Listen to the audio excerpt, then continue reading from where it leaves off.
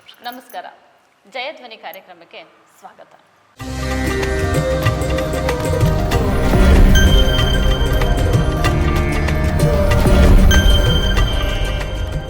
ಒಬ್ಬರ ಮೇಲೊಬ್ಬರು ಗುದ್ದಾಡ್ತಾರೆ.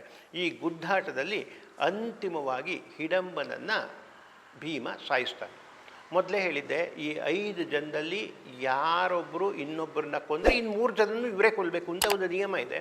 ಆ ನಿಯಮದಂತೆ ಆ ನಿಯಮ ಏನಿದೆ ಅದರ ಪ್ರಕಾರ ಇವತ್ತೇನಾದರೂ ಹಿಡಂಬ ಗೆದ್ದೆವು, ಭೀಮ ಸತ್ತಿದ್ದಿದ್ರೆ ದುರ್ಯೋಧನ ಕೀಚಕ ಅವರನ್ನು ಕೂಡ ಇವನೇ ಸಾಯಿಸಬೇಕಾಗಿರುತ್ತೆ. ಆದರೆ ಇವತ್ತು ಅದೃಷ್ಟವಶಾತ್ ಭೀಮನೇ ಗೆಲ್ತಾನೆ. ಭೀಮ ಗೆದ್ದರೆ ಅವನ ಯಾರು ಹಿಡಂಬ ಇದ್ದಾನೆ ಅವನ ಸಂಹಾರ ಆಗೋಗುತ್ತೆ. ಸಂಹಾರ ಆದಮೇಲೆ ಈಗ ಹಿಡಂಬಿ ಹೇಳ್ತಾಳೆ, ನನ್ನನ್ನು ನೀವು ಮದುವೆ ಮಾಡ್ಕೋಬೇಕು. ಈ ದೇಶಕ್ಕೆ ಏನು ನಾವು ಈಗ ಅರಣ್ಯ ಇದೆ ಹಿಡಂಬವನಕ್ಕೆ ನಿನ್ನನ್ನೇ ರಾಜನನ್ನಾಗಿ ಮಾಡ್ತೀನಿ, ನೀನು ನನ್ನ ಮದುವೆ ಮಾಡ್ಕೋ ಅಂತ ಮತ್ತೆ ಕೇಳಕ್ಕೆ ಶುರು ಮಾಡ್ತಾಳೆ. ಹಿಡಂಬಿಗೆ ಆ ನಮೂನೆ ಪ್ರೀತಿ ಆಗ್ಬಿಟ್ಟಿರುತ್ತೆ. ಅಣ್ಣ ಸತ್ರು ಪರವಾಗಿಲ್ಲ, ಅಣ್ಣ ಸತ್ತೋನ್ನ ಮದುವೆ ಮಾಡ್ಕೋಬೇಕು. ಪ್ರೀತಿನೇ ಹಾಗೆ, ಹುಚ್ಚಾಟದ ಪ್ರೀತಿ. ಕಡೆಗೆ ಇಷ್ಟೊತ್ತಾಗಲೇ ಈ ಜಗಳ ನಡೆಯುವಾಗ ಇವರೆಲ್ಲರೂ ಎಚ್ಚೆತ್ಕೊಂಡಿದ್ದಾರೆ. ಹಿಡಂಬನ ಜೊತೆ ಯುದ್ಧ ಮಾಡಲಿಕ್ಕೆ ಅರ್ಜುನನು ಕೂಡ ಬಾಣ ತೆಗೆದುಕೊಂಡು ಬಂದರೆ ಭೀಮ ಬಿಟ್ಟಿರೋದಿಲ್ಲ. ನೀ ಬೇಡ, ನಾನೊಬ್ಬನೇ ಮಾಡಿ ಗೆಲ್ತೀನಿ.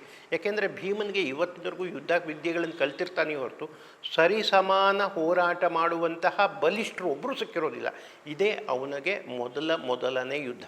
ಹಾಗಾಗಿ ಅವನಿಗೆ ಆ ಗುದ್ದಾಟ ಇದೆಯಲ್ಲ ಅದು ತುಂಬ ಇಚ್ಛೆ ಆಗಿರುತ್ತೆ. ಗುದ್ದಾಡ್ತಾ ಇರ್ತಾನೆ. ಇಬ್ರಿಗೂ, ಹಿಡಂಬನಿಗೂ ಅಷ್ಟೇ ಇವನಿಗೂ ಅಷ್ಟೇ ಗುದ್ದಾಟ ಮಾಡಲಿಕ್ಕೆ ಪೈಲ್ವಾನ್ರು ಇಬ್ಬರು ಒಬ್ಬ ಸಮ ಮೈ ಕಟ್ಟಿರೋರು ಯುದ್ಧನೇ ಮುಂದುವರಿಸ್ಕೋತಾ ಹೋಗ್ತಿರ್ತಾರೆ. ಆವಾಗ ಅರ್ಜುನ ಅಣ್ಣಂಗೆ ಸೂಚನೆ ಮಾಡಿ ಹೇಳ್ತಾನೆ, ಇಲ್ಲ ನೀನು ಈ ಥರ ಮಾಡೋದಲ್ಲ, ಮೊದಲು ಅವನು ಸಾಯಿಸಾಕು ಅಂತ. ಆವಾಗ ಅವ್ನು ಕುತ್ತಿಗೆ ಮುರಿದು ಸಾಯ್ತಿರ್ತಾನೆ. ಇದಾದಮೇಲೂ ಬೇಡ್ತಾ ಇದ್ದಾಳೆ. ಈಗ ಕುಂತಿ ಬಂದು ಅವಳೇ ಮುಂದೆ ನಿಂತ್ಕೊಂಡು ನೀನು ಯಾರಮ್ಮ ಏನು ಅಂತೆಲ್ಲ ಕೇಳಿದಾಗ ಆಕೆ ಹೇಳ್ತಾಳೆ, ತನ್ನ ರೂಪನ್ನು ತೋರಿಸ್ತಾಳೆ. ನಿಜವಾದ ರೂಪಲ್ಲಿ ಬಂದು, ನಾನು ಹೀಗೆ ಹಿಡಂಬ ರಾಜ್ಯದಲ್ಲಿ ಹಿಡಂಬನ ತಂಗಿ, ನಮ್ಮದೇ ರಾಜ್ಯ, ನೀವೆಲ್ಲೂ ಹೋಗಬೇಡಿ, ನೀವು ಇಲ್ಲೇ ಆಳ್ಕೊಂಡಿದ್ಬಿಡಿ ಈ ರಾಜ್ಯನ ಅಂತ ಕೇಳ್ಕೊಳ್ತಾಳೆ.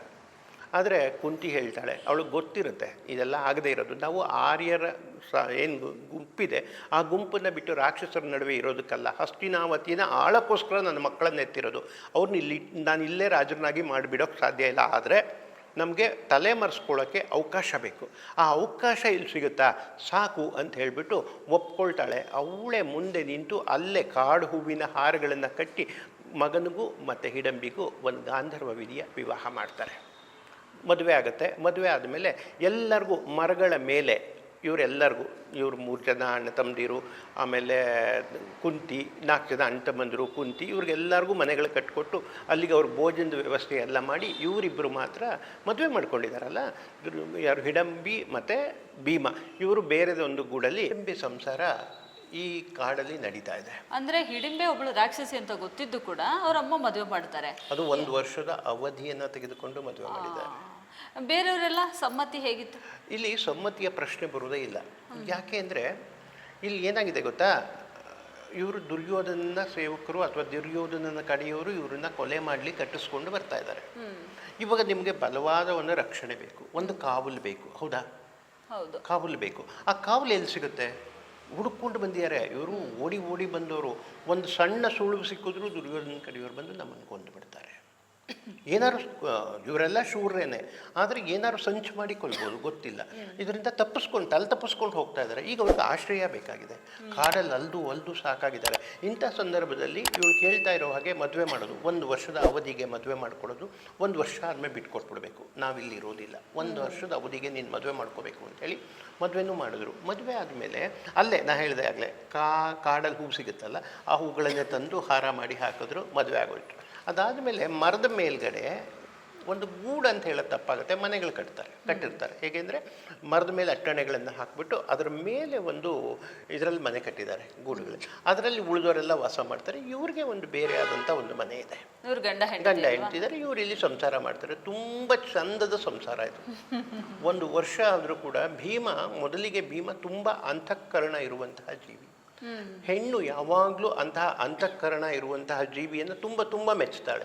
ಭೀಮನು ಹಾಗೆ ತುಂಬ, ಅಂದರೆ ಅವನು ಯಾರ ಥರ ಅಂದರೆ ನಾನು ಆಗಲೇ ಹೇಳಿದೆ, ಕುಂತಿ ಅವಳ ಅಪ್ಪುಗೆಯಲ್ಲಿ, ಅವಳ ಹಿಡಿತದಲ್ಲಿ ಒಂದು ಕ್ಷೇಮ ಭಾವ ಇರುತ್ತೆ.